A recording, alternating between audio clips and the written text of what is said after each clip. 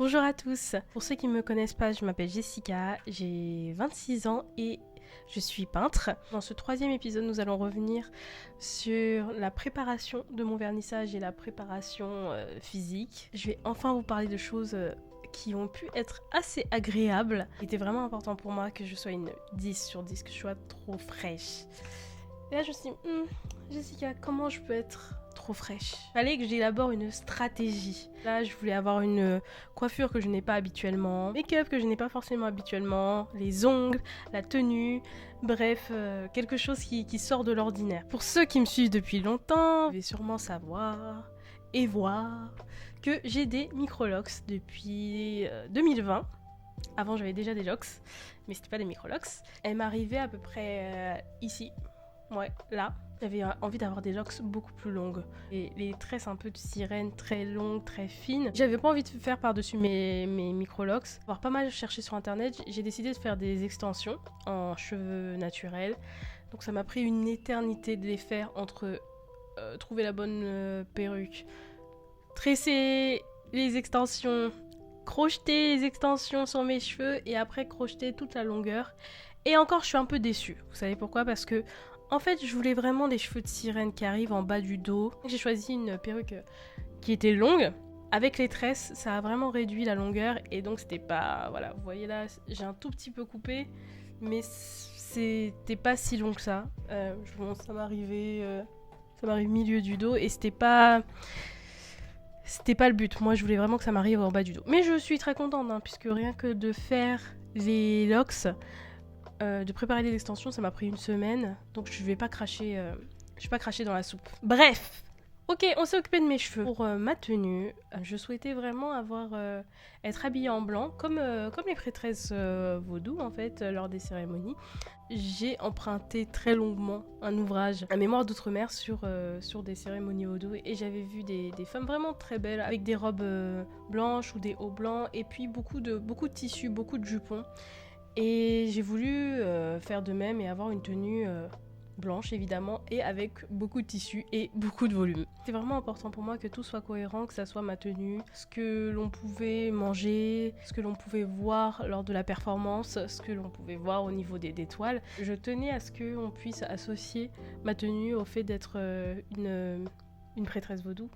En ce qui concerne les ongles, ça ne se voit pas trop, mais pour mon vernissage, j'étais allée chez une nail artiste pour me faire des ongles assez longs, beaucoup plus longs que ce que j'ai d'habitude, avec un esprit un peu sirène, un peu goutte d'eau. Je voulais faire des ongles qui invitent à l'imaginaire et qui reprennent l'esthétique des sirènes. J'étais très contente du résultat. Pour le make-up, j'ai voulu partir sur quelque chose qui pour moi était assez simple. J'ai décidé de m'inspirer d'une vidéo d'une créatrice de contenu que j'ai trouvée sur TikTok. J'ai vu son make-up et j'ai su que c'était celui-là que j'allais faire. J'ai dû racheter du trait eyeliner bleu parce que je n'en avais pas. Et j'étais assez satisfaite du résultat. Bon, ma tenue, mon make-up, mes cheveux, tout est ok. Pour mon vernissage, il était vraiment important pour moi qu'il y ait une performance. Et dans mon cas de danseur, et les danseurs qui sont venus, c'était ceux du West Block.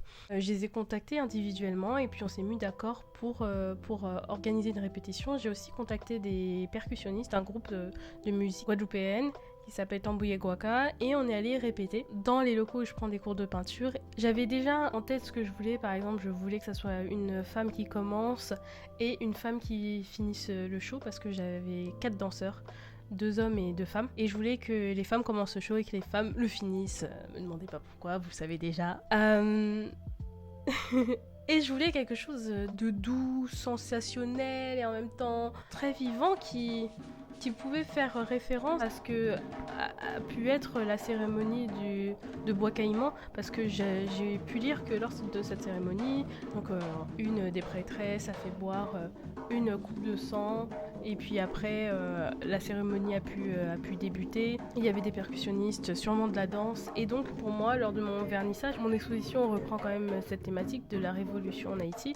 Il ne me semblait pas possible de ne pas mélanger peinture, danse et musique. C'était hyper intense, hyper intéressant parce que c'était magnifique. J'ai vu de la spontanéité de leur part, beaucoup d'années de pratique, c'est des personnes qui dansent depuis très très longtemps et ça se voit. Techniquement, ils étaient excellents. Puis les percussionnistes et les chanteurs, ils ont apporté cette maturité dans cette performance.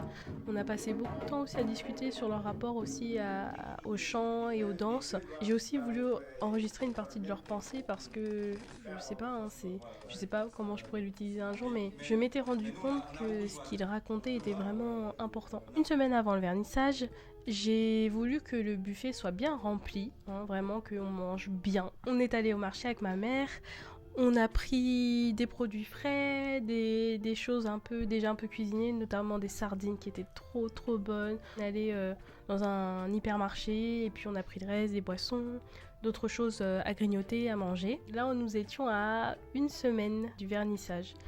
J'ai eu beaucoup de chance parce que ma meilleure amie, Sergina, est venue la veille de mon vernissage de Paris pour m'aider à accrocher mes toiles. Il y avait 8 toiles 100 sur 100 plus la toile originelle de ce projet. On a tout accroché, c'est une petite activité plutôt sympathique. En fait, comme c'était un fond bleu à l'acrylique et que j'ai pas eu le temps de vernir les tableaux parce que, sans vous mentir, j'ai fini de peindre des tableaux le jour même, pour certains, il y avait des rayures sur les toiles.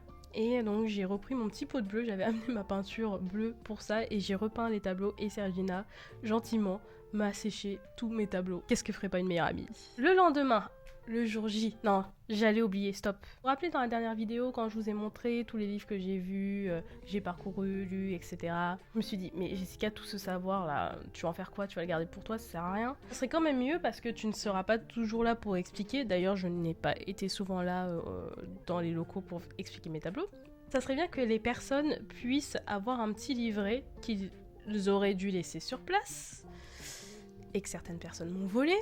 Dans ce livret, il y ait des explications des toiles, qu'il y ait des explications des toiles, que ce soit la technique, l'histoire, le rapport aux événements décrits. Et vous allez vous dire « Ah mais oui, c'est une très très bonne idée Jessica !» À votre avis, à quelle heure j'ai fini? J'ai fini le jour même à 2-3 heures du matin. Voilà, j'étais épuisée. J'ai failli abandonner l'idée, mais vraiment... Ça aurait été trop dommage de pas expliquer les toiles parce qu'il y a plein de choses. Voilà, on va se dire, c'est juste une tenue blanche. Bah non, c'est pas qu'une tenue blanche. Voilà, il faut expliquer pourquoi. Il faut partager le savoir. C'est ce que je fais tous les jours dans mon travail. J'ai eu beaucoup de chance parce que je l'ai envoyé à 2-3 heures du matin à ma mère qui allait les faire imprimer le matin même et qui me les a amenés à la maison matin vers 9h30. Donc vraiment j'ai eu de la chance qu'elle soit disponible et qu'elle puisse faire ça parce que sinon je n'avais pas le temps de faire 15 allers-retours. J'ai eu aussi énormément de chance parce que j'étais hyper bien entourée. Plusieurs de mes amis sont venus m'aider à préparer à manger. Je vous ai dit que j'étais allée chercher à manger, mais c'était des choses. Il fallait quand même préparer plein de plats, notamment les nems.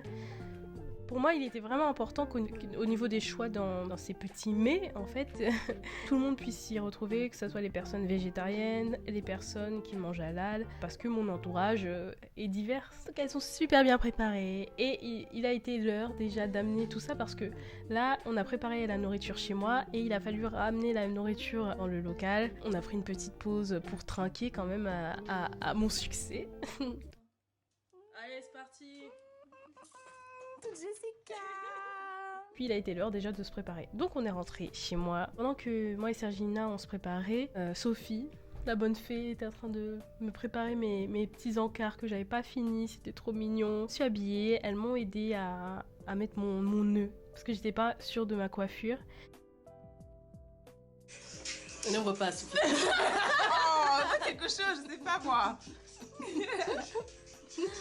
Et puis après, il a été l'heure de partir.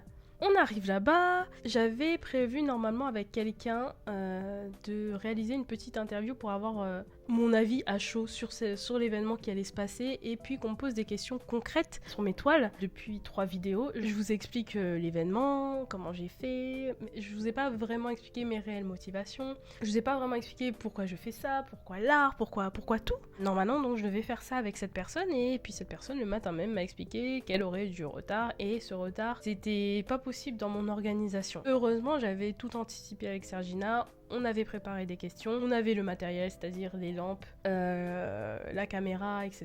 Et puis on s'est mis à tourner en tenue dans le décor pour en fait avoir mon avis et mon ressenti sur la soirée. J'ai vraiment aimé l'exercice de l'interview, ça a été vraiment stressant. Déjà ça faisait longtemps que je m'étais pas filmée quand on a fait ça avec Sergina. Comme certains le savent, j'ai une chaîne YouTube avec ma meilleure amie, qui s'appelle Légitime, qu'on a commencé en 2019 et qu'on a mis en pause depuis 2020, mais la chaîne n'est pas morte. Nos idées et nos convictions non plus. Repasser devant la caméra, puis gérer son image, accepter d'être vu. C'était vraiment un exercice. Je me suis dit, peut-être qu'en fait ce que je vais dire dans la vidéo numéro 4 ne va pas intéresser, ne va pas plaire, donc ça a été un exercice assez stressant. Je vous cache pas que comme j'étais la seule à avoir communiqué sur cet événement, j'ai pas eu d'autre publicité que la publicité que j'ai faite moi. J'avais pas beaucoup de doutes, mais je me suis dit, mais si ça se trouve, imagine, il y a personne. Comment tu gères ça? Ce n'était pas la pensée principale que j'avais. Pendant que je finissais mon interview, Sophie et ma maman mettaient les encarts, préparaient tout ce qui devait être préparé, c'est-à-dire le livre d'or, 6 livrets explicatifs. Je n'ai pas été très stressée le jour du vernissage parce que j'étais vraiment très entourée. Elles étaient là, en fait. Elles étaient pas... C'était une aide active. Pour beaucoup, elles m'ont proposé de venir m'aider de longs mois avant. J'étais prévue, Sergina, elle a fait Paris-Nantes pour venir m'aider. Sophie a trouvé le temps pour venir m'aider. Mélina a trouvé le temps pour venir m'aider. Et ça me touche beaucoup. Je vais m'arrêter là. On est à 30 minutes de mon vernissage. La suite sera dans la vidéo 4 sur le vernissage. J'espère qu'encore une fois vous allez aimer cette vidéo, que vous allez liker, vous abonner, la partager, commenter. La vidéo 4 va vous plaire parce que c'était mon moment, vraiment. Vous voyez, rien qu'en parlant, je suis vraiment j'ai du sourire jusqu'aux oreilles carrément. Ouais, j'arrête là. Je vous souhaite une bonne journée, puis à bientôt.